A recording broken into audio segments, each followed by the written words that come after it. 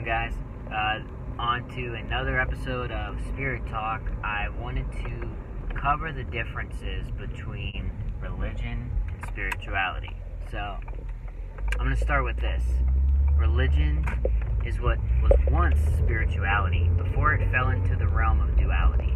Every religion stemmed from someone having a highly spiritual experience and then spreading their knowledge of their experience. And originally, that's spirituality. You have this spiritual experience. Like, the person that is experiencing that experience had a spiritual awakening, right? But the people that are being taught of this experience without experiencing it themselves, that's religion. You're living through someone else's experience rather than, using that as a way to say, whoa, they've really, found themselves and found their truth. I want to do the same thing. Rather now people will just, take what they said and, call it that. That's their truth as well. But you see, there is one universal truth. But the important thing is finding that truth through yourself, finding your own religion, we'll call it. Religion, or, your own path. But essentially, it all still stems up to the spiritual truth that is universal, right? Let's take, for example, the Buddha, right? During his time, Hinduism was the prominent religion of India, right? Hinduism, there is a lot of truths in Hinduism, but just like everything, things get corrupt by man and impure intentions and just overall confusion, right? There's different sects of Hinduism and there's different interpretations of Hinduism. But you see, the truth that was originally, the core truth of Hinduism is universal. But overall, Hinduism had become a cultural way of life, rather. The Buddha, he found that universal truth, but through himself. He went off and, for 49 days under the Bodhi tree, meditated and, didn't move until, the truth was revealed to him himself, right? Same thing with Yeshua, which, if some of you don't know, I'm referring to the one people call Jesus, right? This is a big one. People will call him the only Son of God, and, they'll seek outward salvation, through his name. Oh, accept Jesus Christ as your Lord and Savior, right?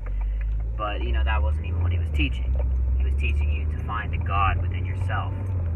In the Gospel of Thomas, he says, I am not your master, because you have drunk from the bubbling spring which I have measured out. He's saying that, I am the Son of God, but I'm not the only Son of God. I'm not your master. I'm not your leader. I'm not your Lord. I am here to teach you to be your own Savior and to find salvation inwardly. The kingdom is within. You see, the modern Christianity has twisted that through, dark forces running this planet. They've purposely taken out this vital information, and people nowadays are just comfortable saying, oh, I accept this person's name, Jesus Christ, right? Which isn't even his name. But, I accept this name, and now I got a one-way ticket to heaven, which is also, once again, inward and eternal and not the physical place that, your physical body goes. We're chilling in a golden area. There's higher dimensions for sure, but, the idea of heaven and hell and stuff like that is not as clear-cut and direct as they're saying it is, right? Yeshua was telling us to awaken this within us, but now the modern Christianity, it's seeking salvation from an external source. And if you're seeking something externally from yourself, you're not going to find the way, because truly there is only oneness. I and the Father are one. I've talked about that in John 10:30 in my The Kingdom Within video. I believe it was episode 1.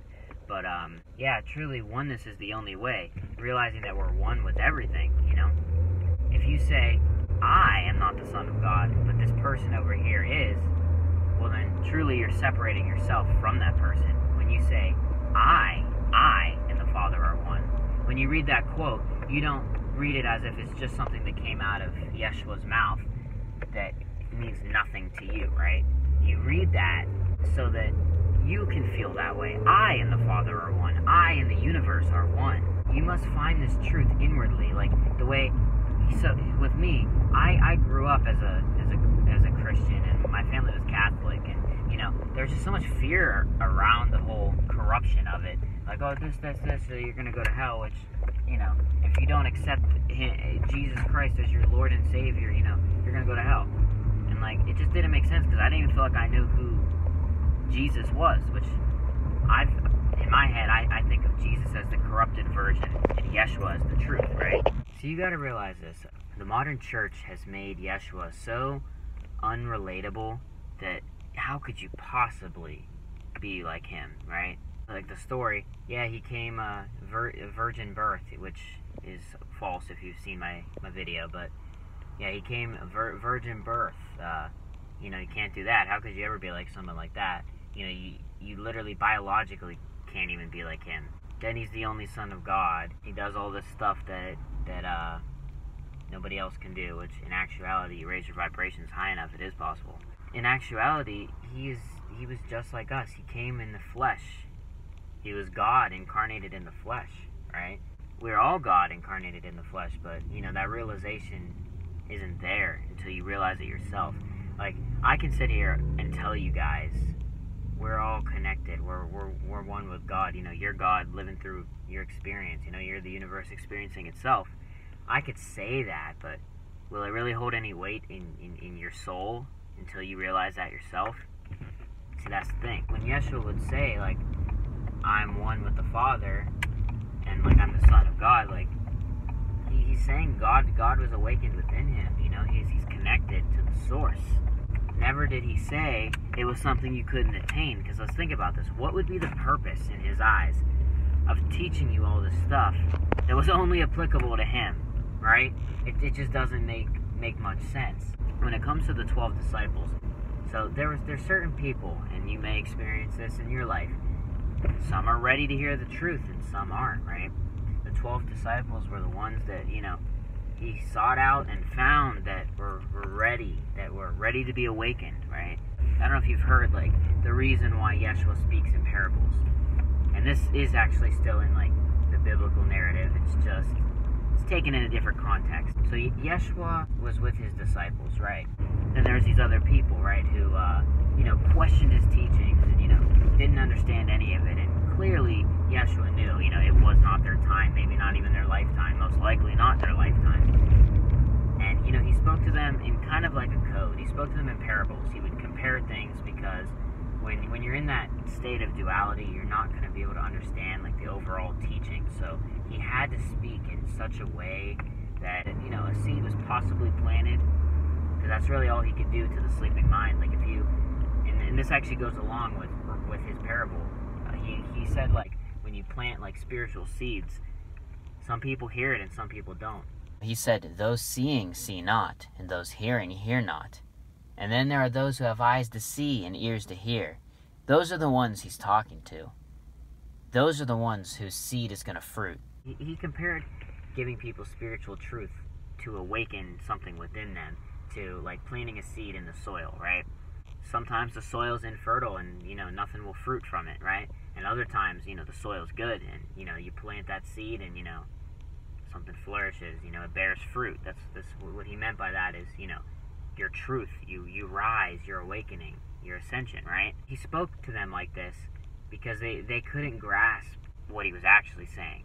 And then the disciples asked him, they were like, why do you speak to them in parables? And he said, they are not ready to hear the mysteries of the kingdom within, of course. You guys are ready, That's what he's saying. There's a difference. And I mean, he helped all and he encouraged all, but, like, sometimes it's not people's lifetime. And so, like, I don't know if you guys experience this, but I mean, I definitely have. Like, you'll be talking spiritual, and there'll be some people that I've talked to in person, some people that I've personally spiritually helped, they get goosebumps, man. Like, they know, like, in their soul that what I'm speaking is the truth. And there's other people who, will dismiss me as crazy and stuff, but, like, you just gotta take it as, it's not their time, their soil's infertile, Anyway, I got into psychedelics and just was really trying to find the truth, and, it turns out that there was some truth to Christianity, but it wasn't, I don't even want to call it Christianity, because that wasn't what he was even teaching. He just, when he spoke to his disciples, I believe in the Gospel of Thomas, he said, you know, tell them we've come from the light. We're the children of the light. That's the only name that he referred to himself as. So truly, I'm not a Christian. I'm a child of the light, right? But here's what I'm going to say to all you guys. Don't necessarily just disregard all your religions, but, you know, set them to the side. Find your truth within yourself. Once you find that truth within yourself, then go back and look into these religions, and then you'll be able to see that there is a deeper message that, you know, the common narrative won't tell you about these religions. See, because all religions, like I said, they stem from a spiritual awakening from an individual.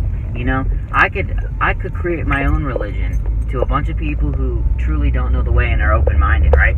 I could go and, you know, speak about we're not the body, you know, we're higher infinite consciousness, we're one with God, and, you know, people that are oblivious would then put me on such a high pedestal when that's not the case. Like, Yeshua wasn't trying to do that, the Buddha wasn't trying to do that, nobody was trying to do that, but people that are stuck in the realm of duality, they're not going to understand that the truth of their teaching is that, like, you know, we're all connected, we're all one, you know, we're all equal, we're all part of the same whole, right?